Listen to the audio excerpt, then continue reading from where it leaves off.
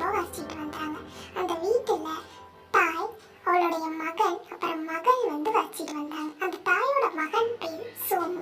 அவ தினமும் வேலைக்கு போய் மரம் வெட்டினாதான் அவங்க வீட்டுக்கு காசே கிடைக்கும். அவங்க சோமுவோட அம்மாவுக்கு கண்ணு தெரியாதனால அவங்க ரொம்ப கஷ்டப்பட்டுக்கிட்டு வந்தாங்க. அவங்க சோமுவோட அக்கா தனக்கு குழந்தை இல்லாதனால சோமுவோட வீட்டுக்கே வாழ்ந்து அங்க சோமுவுக்கும் அவங்க அம்மாவுக்கும் தேவையான உதவியெல்லாம் செஞ்சு ஒத்தாசையா இருந்தாங்க.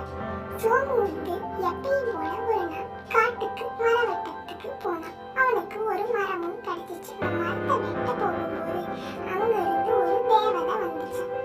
அந்த தேவதை அவங்கிட்ட என்ன சொல்லுச்சுன்னா,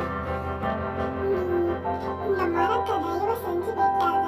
நான் இங்கதான் பலகாலமா வசிச்சுட்டு வரேன். இந்த இடத்தை விட்டாலும் எனக்கு வேற எந்த ஒரு பாதுகாப்பான இடமும் எனக்கு கிடைக்காது. இந்த மரத்தை நீ ஒருவேளை வெட்டிட்டீங்கன்னா நான் அழிஞ்சு போயிடுவேன்.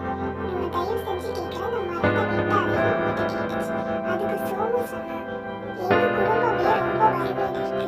இன்னைக்கு நான் இந்த மரத்தை வெட்டினாதான் எங்களுக்கு இன்னைக்கு தேவையான சாப்பாடு கிடைக்கும். ஏன்னா இந்த மரத்தை நான் வெட்டிதான் ஆகணும்.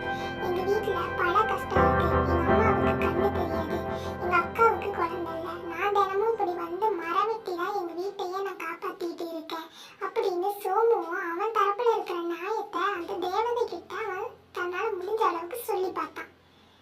அந்த தேவதையை இது எல்லாத்தையும் கேட்டுட்டு அவங்கிட்ட சொல்லிச்சு, சரி, உன்னோட கஷ்டத்தை போக்குறதுக்கு நான் ஒரு தீர்வு தரேன். இந்த மரத்தை நீ வெட்டாம இருந்தீன்னா நான் உனக்கு ஒரு வரம் தரேன். அல்லது இந்த மரத்தை நீ வெட்டாம இருக்கிறதுக்கு நான் ஒரு வரம் தரேன். அது என்ன அப்படின்னா, நீ என்கிட்ட ஒரே ஒரு வரம் கேட்கலாம். அந்த வரம் ஒரே ஒரு வாக்கியம், அதாவது ஒரே ஒரு வார்த்தையில தான் இருக்கணும்.